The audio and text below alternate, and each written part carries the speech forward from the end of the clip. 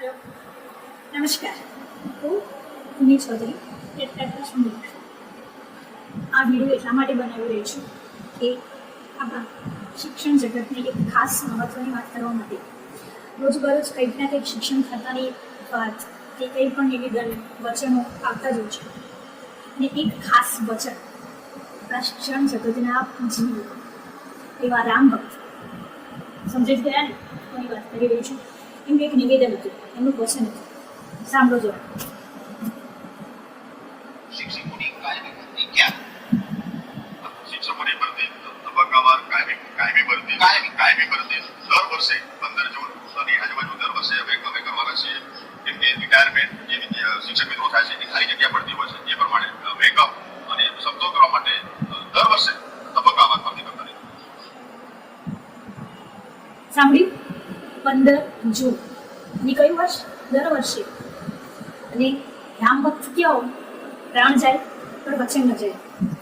હવે આ આપણા શિક્ષણ મંત્રી હોય, શિક્ષણ જગતના કોઈ પણ અધિકારીઓ એ આપણને શું એમની કઠપૂતળી સમજે છે કે જ્યારે પણ નિવેદન આપવા જઈશું અને એમનો એક જ જવાબ પ્રોસેસમાં છે, થઈ જશે. પરંતુ ક્યારે? કેટલા ધક્કા ખાવાના કે કેટલું પ્રેમથી સમજાવવાનું. અને પ્રેમમાં આ આપણને શું સમજી બેઠા છે એ સમજમાં જ નથી આવતું. હવે આ જે ઉચ્ચ અધિકારીઓ છે જે આપણને એમ કહે છે કે અમને આ હોદ્દો આપ્યો છે, અમે અમારી રીતે કરીશું, તમારા કરતાં અમે વધુ સમજવાના છીએ, તમે કોણ છો અમને કહેવાવાળા? કોણ છો અમને સમજાવવાવાળા? તો સાંભળી લો, જે ઉચ્ચ અધિકારીઓ છે જે ભણીને એમની પરીક્ષા પાસ કરીને પણ જે હોદ્દા ઉપર બેઠા છે એમને હું એમના અધિકાર માટે એમને જે અધિકાર આપ્યો છે કે આ ખાતું તમને આપ્યું છે તો એ ખાતું ફક્ત ખુશીઓમાં બેઠીને સહી કરવાની, એ પણ કે ગુલામી હોય. ઉચ્ચ અધિકારને લાગે એ કહે કે તમે સાઇન કરો, સાઇન કરે, પોતાની બુદ્ધિ ક્ષમતા ના વાપરે. એ આ કેવું છે? અંગ્રેજોને ગુલામી ભર્યું. એમને કહીશ અસમજો, ગુલામી ભર્યા, અસત્ય, નાદાન, અસમજણથી ભરેલા એવા વ્યક્તિઓ કે જે આપણો પાયો ધીરે ધીરે નષ્ટ કરી રહે છે અને કરે છે કે અમે આટલું ઉજાગર કર્યું, અમે આટલું કરી નાખ્યું, તમે કંઈ જ નથી કર્યું. હું તમારું જે કેબિન છે એમાંથી નીકળીને પ્રોપર જે સ્કૂલ છે જે થઈ રહ્યું છે ખોટું તે આવીને જુઓ તો ખરા. અસલ વાસ્તવિકતા શું છે? જ્યારે પણ અમે નીકળીએ આવેદન આપવા માટે અને ત્યાં પહોંચીએ એમના સેન્ટર ઉપર, એટલે શાંતિથી એસીમાં બેસીને એમ કહે આવ્યા છે બધા, મુલાકાત કરવા આવે છે, કંઈ વાંધો નહીં. બધું પડતું એવું લાગે ને એક ફોન કરી દે પોલીસને, ડબ્બા મોકલી દો, 1 2 3 છે. અને શું કરવાનું? 6 વાગ્યા સુધી 9 વાગ્યા સુધી બેસાડી રાખો, બેસી થાકીને નીકળી જશે. ફરી વાર કોઈ અવાજ નહીં ઉઠાવે, આમ નહીં આમ સતત ચાલતું જ જાય. આ છે તમારો ન્યાય છે, આ તમારું શિક્ષણ છે, આ તમને પદ હોદ્દો આપે છે. એના માટે જેમ મન ફાવે એમ તમે કરી જાઓ. તમારી એક ભૂલ થાય છે.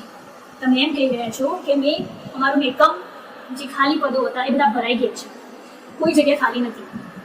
કઈ રીતે તમે 2011ની વસ્તી ગણતરી પ્રમાણે તમે અત્યારે 2024નું તમે કરી રહ્યા છો કે એ વસ્તી ત્યારે ઓછી હતી, એ હાલમાં વસ્તી ઓછી છે. 2024 આવી એ પ્રમાણે વસ્તી વધી તો સ્ટુડન્ટ વધ્યા, ટીચર પણ વધે અને વધવા જોઈએ.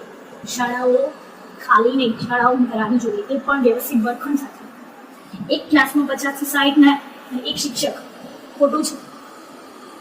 તમારા ભણતરમાં ઓછું આવી લાગે છે, ભણ્યા છો કે નહીં રામ જાણે. ભણ્યા હોય ને તો 1 વાર 2 વાર કે 3 વાર કોઈ બનેલ કાયદો કે કોઈ પણ તમે નિવેદન આપ્યું એના ઉપર વિરોધ થોડો જ હોય, પરંતુ સતત ચાલતું રહી તો સમજવું ક્યાંક ને ક્યાંક ખોટ છે.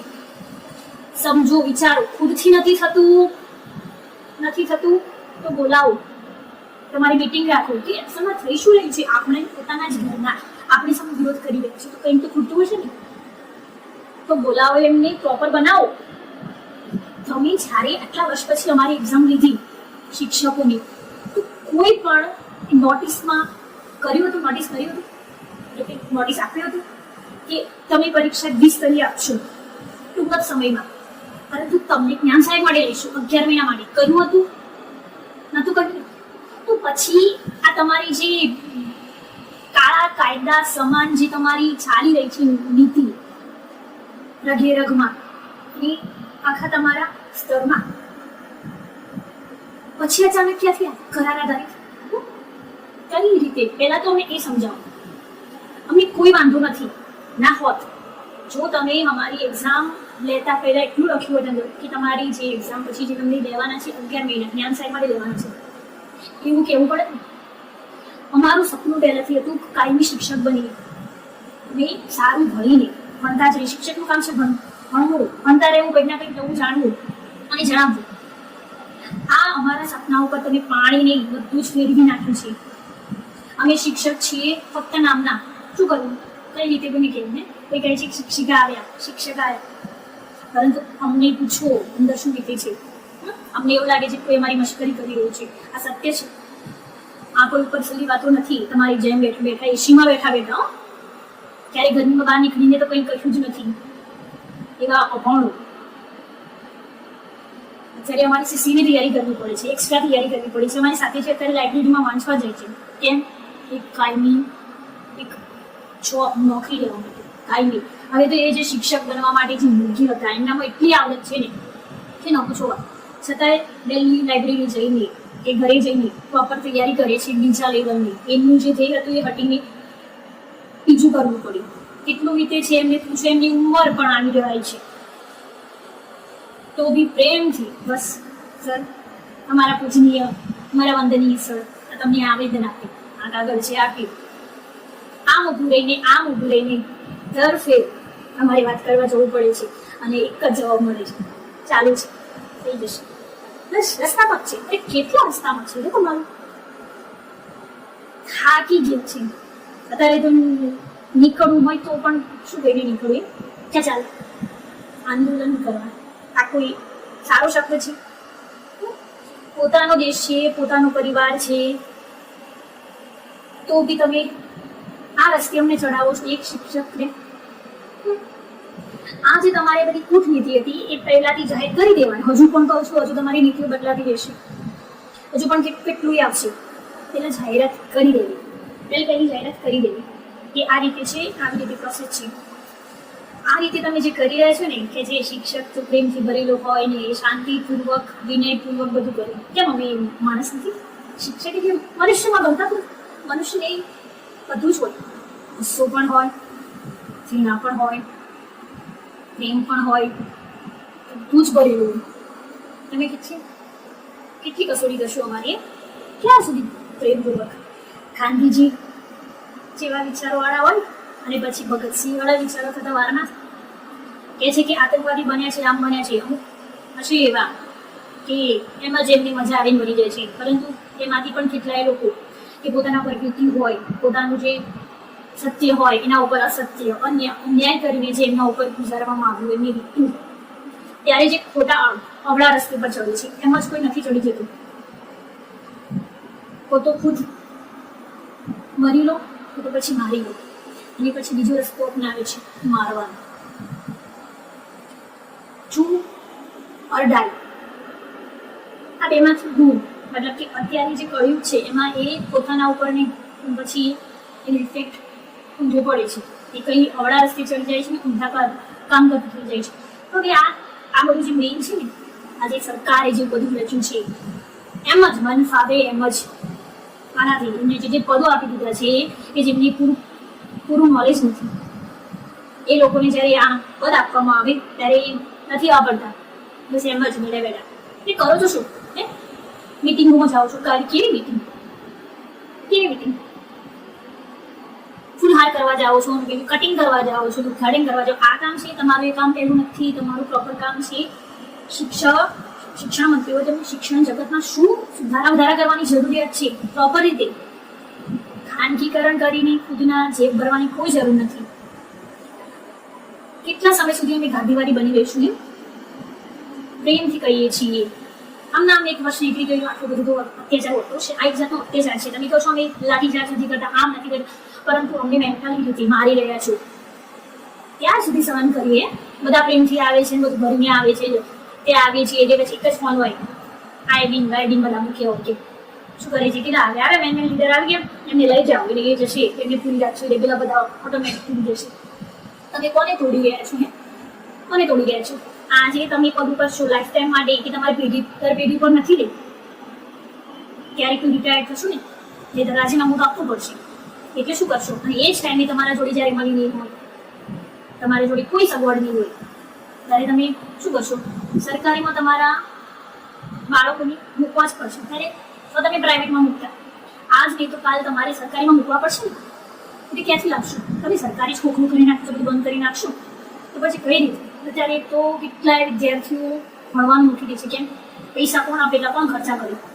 આજ છે બીજા પ્રદેશમાં જુઓ તમે, ત્યાં શિક્ષણ જગત એકદમ ફ્રી કરવામાં આવ્યું છે, એકદમ ન્યૂનતમ, એટલે ગરીબમાંથી ગરીબ એ પણ એનાથી વંચિત ના રહે એટલું સગવડ કરવામાં આવશે. ને તમે પશ્ચિમની સંસ્કૃતિનું તમે જે કરી રહ્યા છો એની કોપી કરી રહ્યા છો. આ કોપી નથી થતી, આની કંઈક કોપી કરો. એમનું શિક્ષકોનું લેવલ કેટલું ઊંચું છે, રાષ્ટ્રપતિ જેટલું ઊંચું હોય છે. ક્યારેક વાંચો, સવારે ઉઠીને સીધા અપ ટુ ડેટ થઈને સીધા ખુરશી બેસી અને પછી ઉદઘાટન કરવા જવું, ખાશે થઈ જશે. એ નથી, ત્યાં સુધી અમને બકરા બનાવશો. જવાબ આપો. જવાબ આપવાની ફ્લેવર ના હોય તો પછી મૂકી દો નોકરી. અને તમે પગાર માટે કરી રહ્યા હોય ને કે પગાર મને મળે છે સારો, તો પછી અમારી કાંઈ ભરતી થશે ને તમે એમને તમને પગાર આપશો બધા ભેગા થઈને. રૂપિયા આપશે ને તો બી તમારા જોઈતા હશે એટલા થઈ જશે. મોટા માએ ભરતી કરશો ને તો અમે તમને આપશું. પગારની ચિંતા ના કરશો. કર્મને ધ્યાન દો. તમારું કામ શું છે ખબર? ફરીથી હાથ જોડીને નિવેદન છે, તમે જે સમજો એ હાથ જોડ્યા છે. કાયમી શિક્ષકોની ભરતી કરો હવે, કે ત્યાં સુધી અમને હેરાન કરજો. આ તો અમે તો નવા છીએ કે અમને તો હમણાંથી, પરંતુ જે જૂના છે એમના ઘરે કઈ રીતે પૂરું કરતા છે? તમે લોલીપોપ આપીને અને જેમ કેટલા બધા નીકળે છે ભ્રષ્ટાચારી લોકોનો જે ખાલી નહીં થતી, ક્યાંક ને ક્યાંક 10, 15, 20 જે લાખો એટલે આપો ને કાયમી ભરતી લઈ જાઓ. આશ્રમ શાળાઓનું કેટલું બધું નીકળે છે, બહુ બધું નીકળે છે. એ બધી વાત તો હવે શું કરવી છે, પણ ક્યાં સુધી વિરોધ કરતા રહીશું? એક ચોક્કસ એક પૂર્ણ વિરામ તો આવશે ને, ક્યારે આવશે? તો હવે આવી રહ્યા છીએ અમે. પ્રોપર સારો જવાબ આપવા વિનંતી છે. દરેક ખાતા, સરકારી ખાતાના જે છે, પોતાનું ખાતું ગમે તે હોય, પરંતુ જે એ ખાતા ઉપર પહોંચ્યા છે ને એ શિક્ષકના બદોલત.